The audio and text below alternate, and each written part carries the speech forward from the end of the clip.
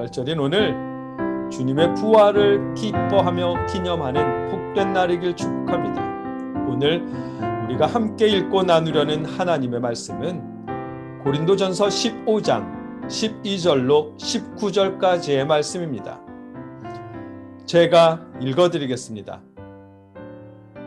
그리스도께서 죽은 자 가운데서 다시 살아나셨다 전파되었거늘 너희 중에서 어떤 사람들은 어찌하여 죽은 자 가운데서 부활이 없다 하느냐?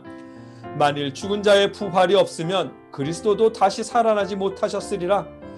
그리스도께서 만일 다시 살아나지 못하셨으면 우리가 전파하는 것도 헛것이요 또 너희 믿음도 헛것이며 또 우리가 하나님의 거짓 증인으로 발견되리니 우리가 하나님이 그리스도를 다시 살리셨다고 증언하였음이라. 만일 죽은 자가 다시 살아나는 일이 없으면 하나님이 그리스도를 다시 살리지 아니하셨으리라. 만일 죽은 자가 다시 살아나는 일이 없으면 그리스도도 다시 살아나신 일이 없었을 터이요 그리스도께서 다시 살아나신 일이 없으면 너희의 믿음도 헛되고 너희가 여전히 죄 가운데 있을 것이요 또한 그리스도 안에서 잠자는 자도 망하였으리니 만일 그리스도 안에서 우리가 바라는 것이 다만 이 세상의 삶뿐이면 모든 사람 가운데 우리가 더욱 불쌍한 자이리라. 아멘. 오늘 본문 말씀은 부활에 대한 바울의 분명한 메시지입니다. 기독교의 가장 중요한 믿음 중 한 가지가 예수님의 부활에 대한 믿음임을 알게 됩니다. 말씀을 자세히 살펴보겠습니다. 예수님이 부활하셨습니다. 지난 금요일에 십자가에 달리셨고 안식 후 첫날인 일요일에 예수님이 부활하셨습니다. 그래서 하나님이 말씀하신 안식일은 토요일이지만 그럼에도 우리 기독교가 일요일에 모여서 예배드리는 것입니다. 예수님이 부활하신 일요일을 주님의 날, 줄여서 주일이라 부르며 우리가 모여서 예배하는 것입니다. 그만큼 우리 기독교에서는 부활이 중요한 주제입니다. 오늘 본문에서 바울 사도 역시 그 사실을 강하게 말씀하십니다. 바울이 고린도전서를 쓰게 된 원인은 고린도 교회에 여러 문제가 있었기 때문입니다. 그들 가운데는 바울파, 게바파, 예수파 하면서 파가 나뉘어 있었습니다. 그런가 하면 근친상간이 교회 안에 일어나고 있었고 또 교회 안에 발생한 문제로 법정에 나가서 재판하는 일들이 있었습니다. 그런가 하면 배불리 먹기 위해 성찬에 참여하면서 성찬식을 모독하는 일도 있었습니다. 게다가 성령 충만 은사 체험을 주장하면서 부활을 부정하는 일들이 있었습니다. 바울은 그런 많은 문제들을 해결하기 위해 고린도에 편지를 쓴 것입니다. 그 가운데 오늘 우리가 특별히 부활에 관한 말씀을 읽었습니다. 바울은 오늘 말씀하십니다. 그리스도께서 죽은 자 가운데서 다시 살아나셨다 전파되었거늘 너희 중에서 어떤 사람들은 어찌하여 죽은 자 가운데서 부활이 없다 하느냐? 만일 죽은 자의 부활이 없으면 그리스도도 다시 살아나지 못하였으리라. 그리스도께서 만일 다시 살아나지 못하셨으면 우리가 전파한 것도 헛것이요 또 너희 믿음도 헛것이며 아멘. 예수님의 부활이 없으면 믿음이 헛것이라고 말합니다. 성대가 파열하도록 믿습니다를 외치고 방언으로 12시간을 넘도록 기도하더라도 예수님의 십자가와 부활을 외면한다면 우리가 전하는 것도 헛것이요 또 너희의 믿음도 헛것이며 라며 바울은 말씀하십니다. 바울은 같은 말씀을 한 번 더 반복합니다.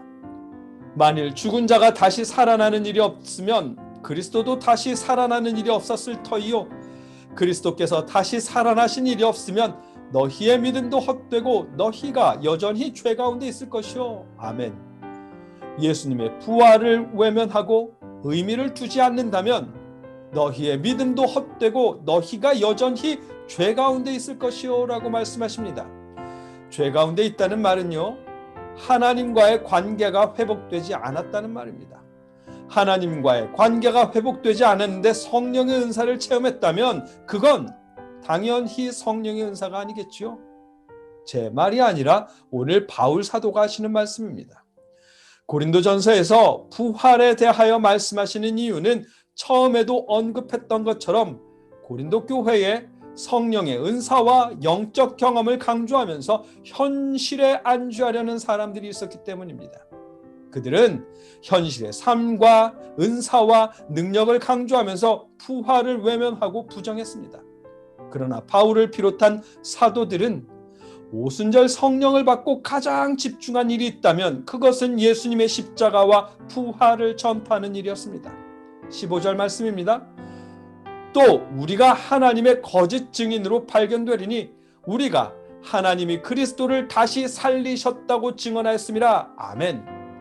사도들이 강조하고 사도들이 전파한 복음은 예수 그리스도의 죽으심과 다시 살아나신 부활입니다.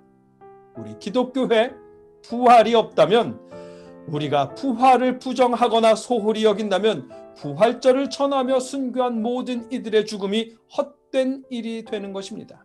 18절 말씀이 그런 의미입니다.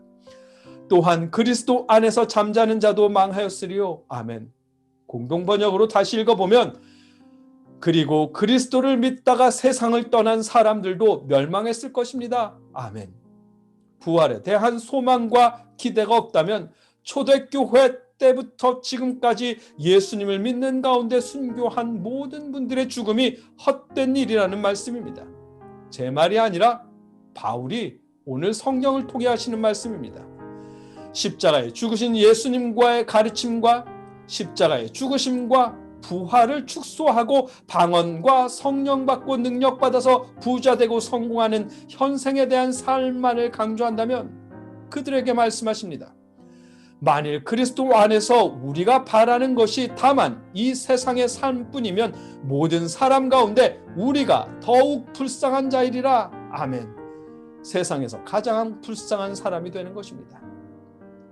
초대교회 사도들이 예수님의 죽으심과 부활하심을 전파하기 위해 성령을 받은 것이고 성령님의 도우심으로 목숨을 걸고 전파하며 순교할 수 있었던 것입니다.